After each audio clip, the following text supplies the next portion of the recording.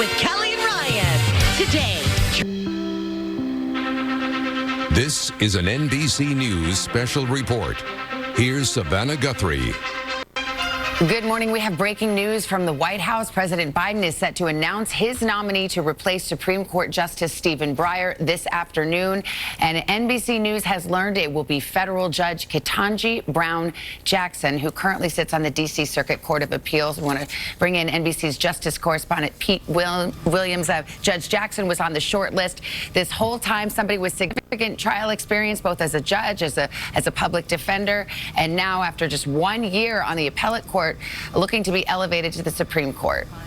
Yeah, less than a year on the appellate court, in fact, 8 months. I think one of the reasons the president may have chosen her is that she just went through the confirmation battle just 8 months ago and was confirmed with the votes of 3 Republicans. But as you say, hers is a rather traditional background for a Supreme Court nominee. She was actually born in Washington, but she grew up in Miami. Her parents were both somebody that she looked up to. Her mother was a school administrator. Her father was a lawyer. And she says she used to sit at the kitchen table with her father with all his law books, and that's one of the things that inspired her to become a lawyer. She's a Harvard and Harvard Law School graduate, and as you noted, she served some time as a public defender, and that would bring some unique experience to the Supreme Court. She'd be the first person with significant experience as a criminal defense lawyer since Thurgood Marshall left the court 30 years ago. She's 51. She'd be the second youngest justice on the court. Amy Coney Barrett is 50, just turned 50 last month. And she is here's a fun fact, she is distantly related to the former House Speaker Paul Ryan through their in-laws by marriage, Savannah.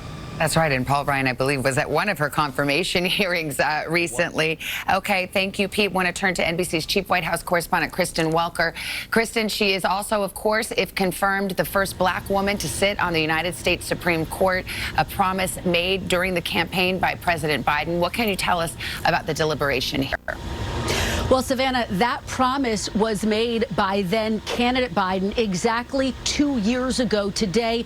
During a debate, he said that he would, in fact, choose a black woman for the Supreme Court. And so here is the day. I can tell you that in the deliberations, the White House has consistently said that the president wanted to choose someone who was in the mold of Justice Breyer. As Pete laid out, this is someone who clerked for Justice Breyer, and that is something that she is quite proud of, as well as all of her other legal work. And so that was clearly one of the factors. But take a look at her background, Savannah, and her confirmation process. She earned the votes of 3 Republicans, Senators Lindsey Graham, Lisa Murkowski, and Susan Collins. So could she get their support now? Of course, the White House has said that bipartisanship will be an important part of this process as well. So that's something to look for. Of course, some Republicans have criticized the decision to choose a black woman, but the White House defends it. They say this is a historic pick and an historic day. Savannah. All right, Kristen Welker, thank you. And again, the news from the White House, Ketanji Brown Jackson